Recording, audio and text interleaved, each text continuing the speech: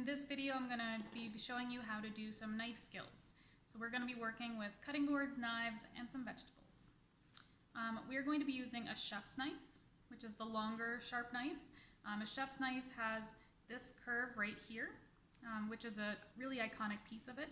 That way you can rock it back and forth. The back of the knife is not sharp. You will be putting your fingers around like this. So your 3 fingers of whatever dominant hand you have will curl around the actual handle, but your index finger and your thumb, you can see here, will actually be on the metal. So it's wrapped around the top part of the handle there. Okay? Whenever you are holding a knife, you are holding it away from yourself, so you're not angling the blade towards yourself, and you are holding it safely. This hold is really, really strong. We don't want to put our finger on top because we're not pointing at anyone. And this is not a strong hold. You're actually only holding it with 3 fingers. If you're holding it like this, you're using all 5 of your fingers. When you're cutting in the classroom, and I recommend this technique at home too, you should have either an anti-slip mat underneath your cutting board, or you should have a damp towel. If you put those underneath your cutting board won't move around on you. In the classroom, we have 3 different colors of cutting boards. We have black, white, and red. The black is for vegetables, the white is for general purpose, and the red is only for raw meat. So if you've already cooked some meat, then you can use the white cutting board. But for today, you can either use black or white. Either one works. I'm going to use black because that is the one that is specifically for vegetables in our classroom. That's kind of our general rule. So the reason that we put a slip mat underneath the cutting board, as you can see, this slides really easily on the counter. Okay, however, if I take this slip mat, I put it under here, now just my hands are sliding. All right, the same effect happens if you get a damp towel. So I'll show you. So I have my damp towel. I'll just swap it out. Okay, just lay it down. It doesn't have to be soaking wet. Just lay it down nice and flat. Put it here, and there's very little movement. Okay? If the cutting board is moving on you while you're slicing things, it can be very dangerous because you could slip and you could lose fingertips. We want those fingertips attached. Something else that I highly recommend that you have with you when you are doing some cutting jobs is a bowl. This bowl can be used to put all your scraps in. That way you don't have them kind of littered all over your counter. For this job today, you are also going to need a peeler. Now in the classroom, we have both the horizontal and the vertical type of peelers. They both work equally well, so I don't really care which one you use. Now carrots do come pre-washed, but I don't really care for the outside of this if I'm going to be using it for carrot sticks, eating raw. If you're putting it into a stew, you can just give it another rinse just to make sure it's really clean, and then you can start cutting it. But for this job, I'm going to peel it. So now, I know this sounds funny, but we are actually going to peel the outside layer of the celery, just very lightly. We're going to do that because we don't want to get the celery bit stuck in our teeth. So I'm just going to nice and lightly rub the peeler down the sides of it. This isn't done everywhere. It's only done at really fancy places. And you still have to rinse the celery. Okay, but these are just the pieces that are going to get stuck in your teeth. Just the stringy bit. Okay, so now I want you to make sure that your cutting board always has lots of space on it. You don't want to have everything that you're working on crowding in your area. So if you're only working in this teeny tiny little corner over here, you're going to end up kind of squishing yourself, probably wrecking something else we've already done. So make sure that your items are off to the side or even on the counter. You've cleaned this counter, so you know that it's safe to put food on it. So now when it comes to cutting, remember we put our fingers curled around the handle, your 3 back fingers, your index fingers curled here, and then your thumb is touching the metal here, kind of right along the edge of the blade, okay? Now, that curvy bit that I told you about, this section right here, that's to help you slide, so you get this nice rocking motion, okay? I shouldn't hear this because we're not chopping wood, okay? We are nicely slicing food, all right? Now, if it is something that's more difficult, and I'll show you when we get to the carrot, you can put your other hand here to be able to press down, but it's always down and forward. There's no teeth. You don't see any teeth on the edge of this knife. It's not a bread knife. So a sawing motion really won't help you. So it's down and forward. All right. The other thing you need to know is when you're holding a piece of food, your fingers are curled back. So it's kind of like this. So your fingertips are way back from the edge of the blade. That way, as you're moving, your knuckles are touching the metal, but it's not near the sharp part. Okay? So it should look like this. And it should sound very quiet. Now some items are going to be more quiet than others. So celery, for example, very, very quiet. That piece is compost. Okay? Now if you're cutting the end off a carrot, it might be a little bit noisier, but it shouldn't be much noisier. Just get rid of all the little bits. Now this is a giant carrot. You don't always get giant carrots like this. But if your knife is sharp, it should be able to slice through really easily. Okay? If you ever struggle to get that knife into something, it means your knife is actually unsafe. An unsafe knife is a dull knife. And that's because if it's not sharp enough to actually cut through something, it might actually slip and it could reach over and touch your fingers. And we don't want any blood in this recipe, or really any of our recipes. All right? Now, you can see that the knife is actually smaller than this carrot. And we want to actually cut things that are appropriately sized. So carrot sticks don't normally come this large. So what we're going to do in this situation, we're going to cut it into 4 equal pieces. Okay? So remember, fingers curled back, finger on the knife hand is nice and tightly held. So down and forward. Okay? And then we're going to do that again on this bigger section. Down and forward, so you get that sliding motion, see? And I'm not going to keep them all crowded in this section. I'm going to make sure they're pushed to the side so I have lots of room to work. Now, carrots are round, so they roll on you. So this is where the challenge is. I don't want you to stand it up like this. You still need to be able to have your carrot down like on its side.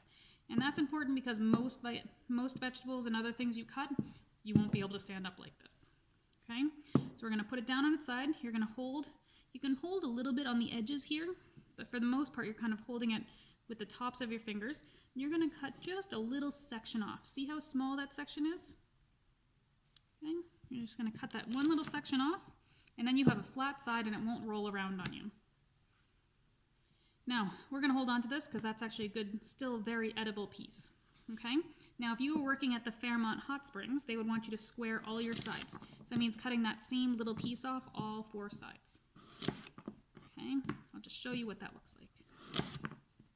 Okay? So now, more or less, we have a square. It's actually a little bit more of a rectangle, but close enough for our purposes.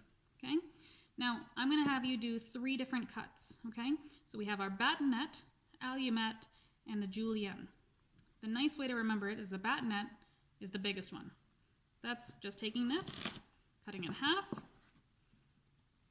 and cutting those in half again. So you can see the size difference. Okay, so these are your batonettes. We're just going to stick these on the plate over here, and I'll show you the finished product in a bit. Now, to get to your allumettes, we're going to take that and cut it in half. That's our extra piece. We're going to cut those ones in half. Okay. So here are our allumettes, but that's what it came from. So you can see the size difference. Okay. Now, to get to our juliennes, we're going to take an allumette and we're going to cut that in half. Okay. So remember, we go to our allumette first, set those ones aside, and we're going to cut an allumette in half. So juliennes are also known to be the matchsticks. I know we don't use a lot of matchsticks these days, but they're nice and skinny. Okay?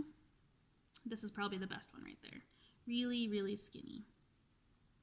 Now, juliennes are really easy to do with carrots. You can also do them out of these pieces that you cut off to square your carrot. Okay? So the nice little pieces to square, perfect for julienne size. So what we have here is our 3 different sizes: batonette, allumette, and our julienne.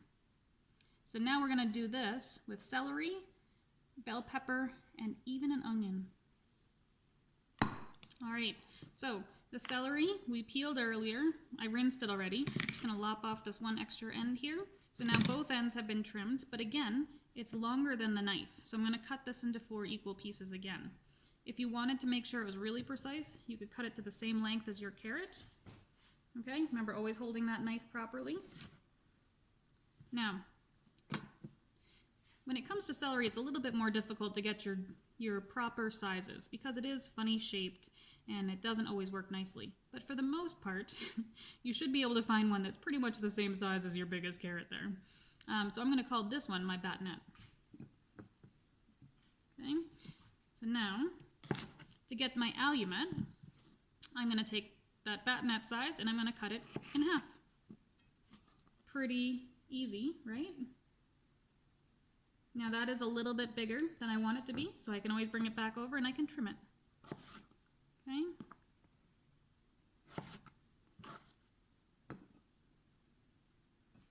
Now we're going to do our julienne. So I'm going to take this and I'm going to trim it, and I want to get it to that matchstick size. I'm going to make wee little cuts. Okay. Now a julienne should be relatively square, but let's face it, a celery is not very square, is it? So you kind of have to work with the shape a bit until you get the shape that you like. Okay. So now you can see I have some skinny little pieces. Okay. So here is your plate. So batonettes, your big, your middle size is your alumet, and then we have your julienne, which are your small ones. Now we're going to take these and move them into smaller pieces. Now, if you were to do something like a stew or a soup, you really don't want a stick. You want something that's more like a cube. So if you wanted to make a medium dice, you're going to take your batonette pieces and you're going to literally square them. Okay? So there you have a medium dice. You can do the same thing out of your batonette size celery. Okay? You can always put your flat side down. Don't try to work with the rolly side. Okay? So there's your medium dice. More often than not used for soups, you'll see the alumets cut into a small dice because the smaller ones will fit onto a soup spoon a little bit easier. The medium dice is more for like a stew. So there you go. You can always use your knife as a scoop, okay, like this. You just want to be careful. Whenever you're sliding your knife across your cutting board, it does dull the knife blade, okay? So really at a really sharp angle. Okay. And then the smallest one isn't actually called a dice, it's called a brunoise, which is the same thing. It's just taking your juliennes and cutting them into little squares. Okay, there you have it. So now you've done 2 main vegetables. These 2 are part of a main trio when it comes to veggies. They're called the aromatics. There's one main one that's missing. It's a very important vegetable. It is your onion. Now, onions grow in the ground just like this. They have the root end right down here, all these little roots. Okay, you can see them. They just kind of grow wild down below. And then this is the part that'll come out and will actually flower. So lots of green shoots and it'll flower. Onions do tend to leave your cutting board a giant mess. So I like to do them either before everything else, then wipe down, or after everything else. When you're cutting an onion, you can see there's grains. And I'll show you again when we take this outer layer off. There are grains to the onion. So you're going to cut following the grain lines. So that means between the stem end and the root end. I don't want you to cut it horizontal. I want you to cut it vertical, in parallel. So in the same direction as the seams of the onion. I'll show you why. Now, this can be a little bit difficult, but what you can do, because this is a rolly thing, you can wedge your knife in there, put your hand here, put the point down, and then press down. You should be able to open up your onion. Okay? Now, I'm saying this because this happens every once in a while. We don't eat the brown part. We cut this off and we throw it away. This is really dry and crackly. This is not what we want to eat. So you want to get rid of all this and all of these pieces down here, all the roots. So we're just going to wipe off our cutting board in a second. But you can see the reason that we cut it through the middle in the same direction as the lines is because all the onion layers, think of Shrek, right? Onions have layers. All the layers come down to the root end and they all attach here. So this helps to hold the whole onion together. If you cut this off, all the layers start to fall apart and it makes your cutting job a lot harder. Okay, I've wiped off the cutting board a little bit. It's going to get messy again. That's pretty normal. To get this brown outside dry layer off, what we're going to do is we're going to hold our knife properly. With our other hand, we're going to hold the onion properly. We're going to slice off just a wee little piece, okay? You can see just how wee little that was, right? Just a skinny little piece, but enough that you expose the good part of the onion. This is all compost, okay? But now that we have that nice layer exposed, we can peel back, and you should be able to just kind of peel right off. See how easy that was? And then we just brush off any of the roots that may have come off with it. Now, so now the onion's all held together by this root end. So we don't want to cut all the way through this. But we do want to cut in kind of a few different directions, depending on what you're trying to do. So if you're trying to do a julienne cut, you're just going to make a really, really skinny slice. Okay, so you get a julienne onion. Nice and skinny. So put that over there on the plate. Okay. If you're trying to do an allumette onion, it's a little bit thicker. Just a little bit thicker. Okay.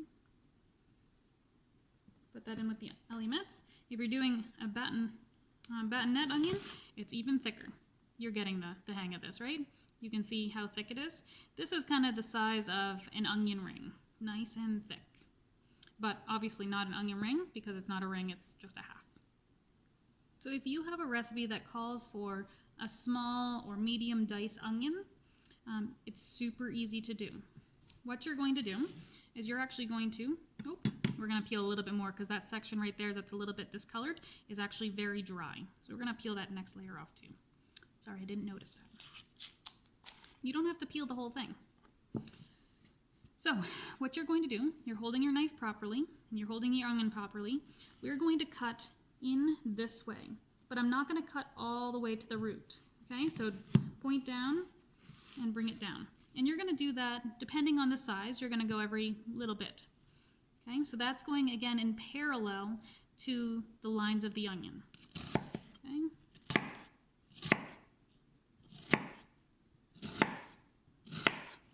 So now you can see that the onion is cut this way. But to make sure that you get that really nice dice, I want you to cut this way as well. And it feels wrong, but it's not. So you can just cut in, okay? So put your hand here and your fingers against the back of the knife, and you can see it goes in nicely, but we didn't go all the way through to the end, okay? So then the onion is still kind of attached right here. So it's all staying together. So now, you can see some of the pieces already starting to participate here. Now you can go through and do a regular slice. And you get all these lovely pieces. Okay, so these are your dices. See how easy that is to dice? So all these pieces kind of come out really nicely. So a little bit of prep work in the onion makes your life easier. So now I have to tell you, the onion just started making me cry. That's pretty normal for onions, okay? The older they are, the more strong their oils are. And so a fresh onion doesn't make you cry as often, but I have to tell you the secret, real cooks cry when cutting onions. It's just how it is. There's no secret, wearing goggles doesn't work, chewing gum doesn't work. Some people say put them in the freezer, but never put onions in the freezer, okay? The onion itself, if you do that, it will break the cells of the onion and you will lose the really amazing flavors that you get from onions, so don't put them in the freezer, okay? The one good thing you can do after you're done cutting them or when you start to tear up, go wash your hands. Get the oils off your skin and the tears will stop. So wash your hands. It seems like a theme with me, I know, but just wash them. It'll help. Okay, so the last vegetable that we're going to cut for our veggie plate will be the pepper. Okay, all peppers are kind of cut the same way. Big, medium, small, even your hots can be done this way. Make sure you give it a wash. All the colorful bit is very edible. We don't want the stem, so you can cut it either across this way or you can cut down this way. We're going to cut this way because it makes it a little bit easier. Okay, so again, you're holding it with your claw. Your fingers are on the knife properly. You cut down like that. It exposes the seeds. Okay, but now you have a flat side. So we're going to use that piece. Okay, and again, okay, all of this is good stuff.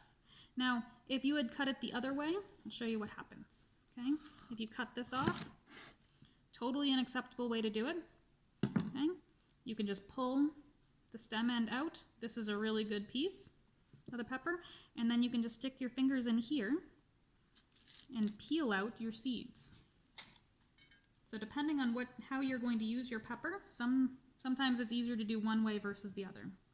Okay, now when it comes to a pepper, it can be, we're just going to make some space here, it can be difficult to sometimes slice through the shiny part of the skin. So if your knife isn't super, super, super sharp, like this one is, then it won't nicely slice through. Okay? So the trick to a pepper is to cut from the inside out. Okay? So you can do this. If you were working again at the Fairmont, you would get a square piece, so you've cut the tops and ends off, and then to make your juliennes, you cut itty bitty little pieces from the inside out, and you just work like this. Okay, so there you have your juliennes. Look at how perfect that one is, okay? Nice and small. Now, if you have to do an allumette, well, you would trim that little piece in the middle there. So your allumettes are just bigger pieces that you're cutting. Okay, so there's your allumette. And your batonettes, I think you're getting the hang of this, it's even bigger. Okay? So there's your batonette, a big piece. So we now have a nice veggie tray. We have our batonettes, our allumettes, and our juliennes. Right? So when you do this in class, you'll be able to put some hummus or some ranch right here, dip and snack. So the last thing I'm going to demo for you today is garlic. And I want to do this last because it's super sticky and I don't want the rest of the veggies that I'm going to eat for a snack to be flavored with garlic, raw garlic. Roasted garlic, sure, that'd be very tasty, but not raw garlic. So this is a head of garlic, okay? And this is 1 clove of garlic. It's a big difference. Every once in a while, somebody will just read garlic and they will try to put the whole head in. Make sure you read the recipe. So if it says 1 to 2 cloves of garlic, this is what you want, 1 to 2 of these, not a whole head.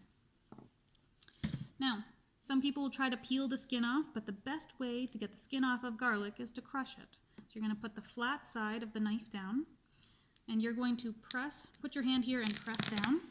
I don't want you to wind up to do it, because what happens if the knife slipped and then angled up and you went down like this? You could really hurt yourself on this sharp blade. So you just press down, and that crushes the garlic. So the skin just pops right off, as you can see. It also releases all the really nice oils that are inside this garlic.